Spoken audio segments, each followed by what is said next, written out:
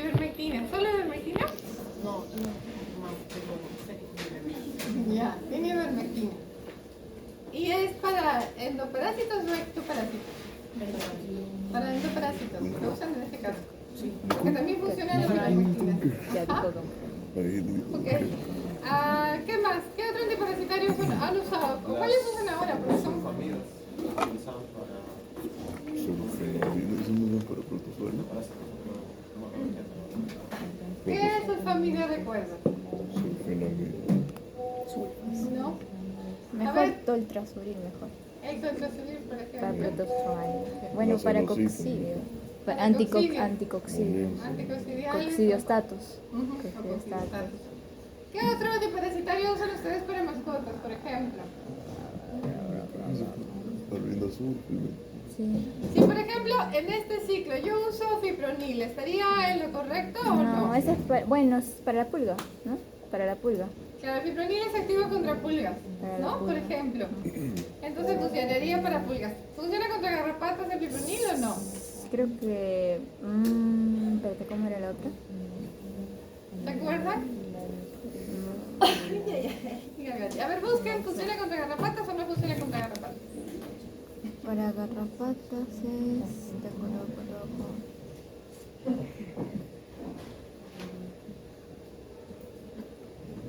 Afoxolaner para la garrapata. Afoxolaner. Sí, para garrapatas, pulgas, ácaros. ¿Fipronil lo dice para garrapatas o sí dice para garrapatas? También funciona para garrapatas, ¿no? Entonces, bueno, la idea de este ciclo es que ustedes tienen que tener en cuenta contra qué parásito funciona, obviamente, y contra qué estadio también, ¿no? ¿Qué es lo que voy a controlar del estadio del ciclo? Por ejemplo, algunas también van a... ¿Se acuerdan cuáles eran los metacéstodos? ¿O a qué se le llamaba metacéstodos? Sí. A lo que infecta el intermediario. A lo que porta Sí. el intermediario. La A forma lo- efectiva, la forma Por ejemplo, el ácaro oribátido puede tener un metacesto, el cicicercoide, o si no también el mismo quiste hidatídico del echinococcus. Claro, ¿qué eran los metacéstados de los que están atrás? ¿Qué eran los metacéstados? Son las larvas que por lo general son estadios intermediarios que están a veces enquistados, ¿no? La mayoría van a estar enquistados. Entonces, varios, no van a ser efectivos contra metacéstodos, por ejemplo. Entonces, tenemos que saber qué es lo que queremos controlar cuando usamos un antiparasitario. Y lo otro es que por más que sea temporada de frío, que a veces uno cree que no hay muchos parásitos, normalmente los parásitos también van a quedar en el medio ambiente, ¿no? Y son capaces de resistir temperaturas bajas. Así que los tratamientos deberían ser continuos si queremos romper el ciclo de los parásitos. Entonces, bueno, vamos a ver, empezar viendo antiparasitarios externos, luego internos, Sí, era un gato con luego lentes, creo que. antimicóticos. Espero que alcance el tiempo. muy chica. Entonces, externos, normalmente los antiparasitarios externos se van a llamar insecticidas. Pero dentro de los insecticidas, a veces algunos que dicen insecticidas solamente van a actuar contra moscas, pulgas y piojos. Y las garrapatas y la sarna o los ácaros, ¿qué tipo de parásitos eran? Ah, ya, ácaros. Son ácaros. Ácaros pequeños, ácaro grande. Ácaros o Ácaros. ¿cuántas patas tenían? Artrópodos. Sí. Ah, bueno. Son Bueno, arácnidos, arácnidos. sí, Arácnidos. estos eran arácnidos. Entonces estos van a tener, a veces solo, algunos antiparasitarios solo van a funcionar contra estos, contra sarna y ácaros, y van a tener cierta acción sobre pulgas, pero no tanta. ¿Ok? Entonces hay que tener eso en cuenta. Y bueno, para parásitos internos vamos a tener, la mayoría, casi todos van a actuar contra nemátodos. Muy pocos o solo un par van a actuar contra céstodos como tal, como el lipidium, como las tenias, lipidium o tenias. Muy pocos también van a actuar contra los tremátodos. ¿Cuál es el tremátodo más representativo? Fasciola hepática. ¿no? Ajá. Que afecta a una serie de especies, ¿no? A los herbívoros y, bueno, protozoarios vamos a tener algunos específicos. Y algunos antibióticos. ¿Qué antibióticos podrían tener efecto contra protozoarios? Ah, metronidazol. Metronidazol y Toltrasuril. Sulfenamida. y la sulfonamidas. O, sí, ¿no? El trimethoprim-sulfa, por ejemplo. Ya, bueno. Entonces empezamos con los externos, porque algunos son mixtos. Podemos tener varias presentaciones, tenemos las avermectinas, como ustedes dijeron, pero las avermectinas se van a caracterizar porque son contra internos y externos. Generalmente van a funcionar también contra nemátodos, no contra céstodos ni contra tremátodos, pero sí contra nemátodos y varios externos.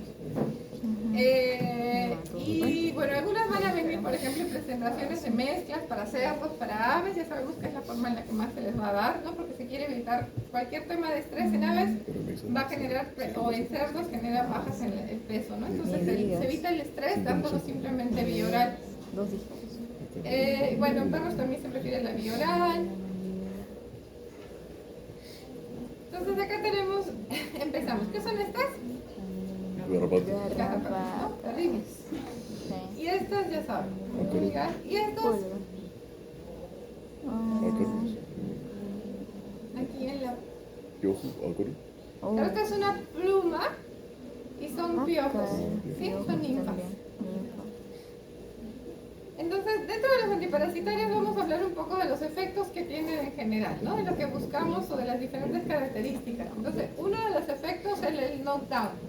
El knockdown se le dice el efecto a corto plazo, por el cual no necesariamente es la muerte del antiparasitario, generalmente se da antes, pero ya el animal siente un alivio.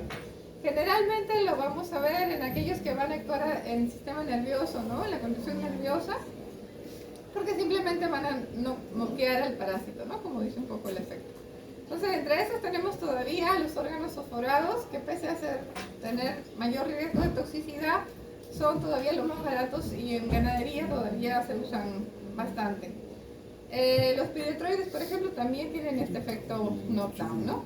En cambio, hay otros que van a actuar a nivel estructural, que casi no van a tener este efecto porque tienen un efecto más prolongado, no matan a los parásitos al instante o no, en todo caso los inactivan al instante. La persistencia, que es algo que también se ha buscado, ¿no? a lo largo de los años en diferentes antiparasitarios. Por ejemplo, se deposita en la estructura de este arete, que es una estructura especial, que lo que va a hacer es liberar el mosquicida hasta 7 veces. ¿Sí? Hasta 7 meses, mejor dicho. Entonces, estos también se liberan lentamente. Por ejemplo, las isoxazolinas, lo que ahora hacen es también, o mejor dicho, a veces se unen a la albúmina. La albúmina, como habíamos visto también en los antibióticos, funciona acumulando, ¿no? Acumulando la sustancia y se va liberando lentamente a partir de ella. Y muchos de los antiparasitarios externos, sobre todo los más avanzados, los que se ponen como topo o en pipetas, se van a acumular en la grasa corporal o en la grasa cutánea también, ¿no? Y algunos van a tener estos dispositivos externos, sobre todo para moscas. Vamos a tener algunos antiparasitarios que además de antiparasitarios van a ser repelentes. Como repelentes, hay repelentes verdaderos que son los que van a evitar que el parásito se fije y no necesariamente van a matar al parásito como tal. Por ejemplo, los aceites esenciales que se comercializan también para humanos como repelentes, como los de hierba luisa, de canela, y algunas otras hierbas, funcionan muy bien como repelentes, ¿no? Cuando uno va al campo, solo que se tienen que administrar cada 3 horas más o menos. Y en el caso de los animales, como es mucho más crítico por el tema de transmisión de enfermedades, sí te dice que tienen que ser usados, por ejemplo, con otros antiparasitarios, no solos, pero tal vez reducen la frecuencia.